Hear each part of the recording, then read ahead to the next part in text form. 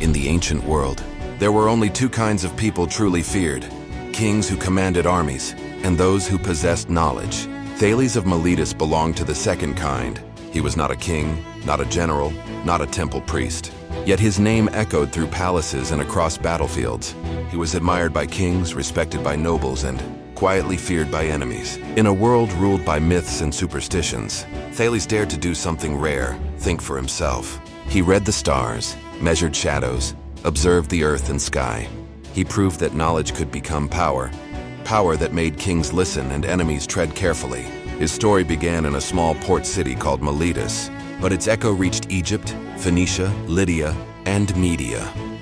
In a world where gods were believed to control everything, Thales stood like a tower, tall, bright, and unshakable. He was not just a scientist, he was strategic. He knew how to turn knowledge into a weapon sharper than any spear, and in a short time, he transformed from a local philosopher into a living legend. Miletus was no great empire. It was merely a port on the Ionian coast, where Phoenician and Egyptian ships brought their goods. Yet from this small city emerged a brilliant thinker. Thales spent his nights not at noble banquets, but on rooftops and docks studying the stars. Word of his intellect spread through sailors and traders.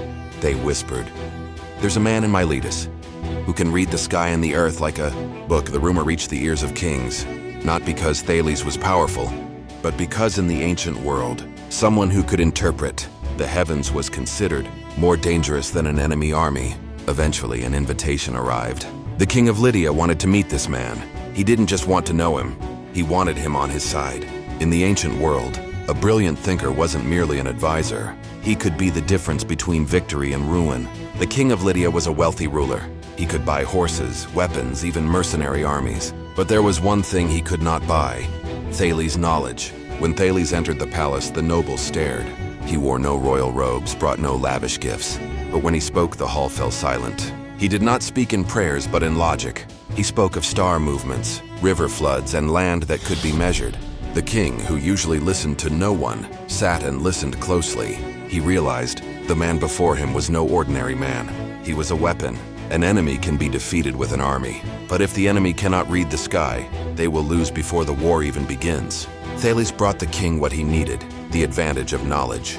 In the ancient world, kings were the source of answers. But this time, the king was the one asking questions. That night, the royal tent of Lydia became the stage for an unusual conversation. Alyattes, the king, looked at Thales and asked, "Can the heavens tell us when the enemy will strike?" Thales did not answer with spells. He answered with calculations.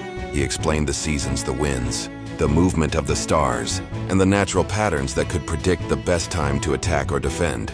The king fell silent. He understood that standing before him was not merely an advisor, but a man who could bend the course of war. Thales once told the king, "The sky has its own schedule." The king thought it poetic, until one day that poetry became reality. In a great battle against Media, daylight turned to darkness, exactly as Thales had predicted. The soldiers froze. The king was confused. The enemy panicked. Everyone looked to the heavens. But Thales stood calmly. For the Lydian king, it wasn't just an eclipse. It was proof that he had someone who knew what his enemies did not. That eclipse stopped the war. And from that day on, Thales was no longer just a philosopher. He became a strategic asset to the kingdom. Word of the man from Lydia who could read the sky spread swiftly. Among enemies, rumors grew. Thales was not an ordinary man. They claimed he could speak to the gods, summon darkness, even foresee fate itself. Enemies began to fear him even before the battle started. Ironically, Thales commanded no army. He possessed only a wax tablet, a star map, and a sharp mind.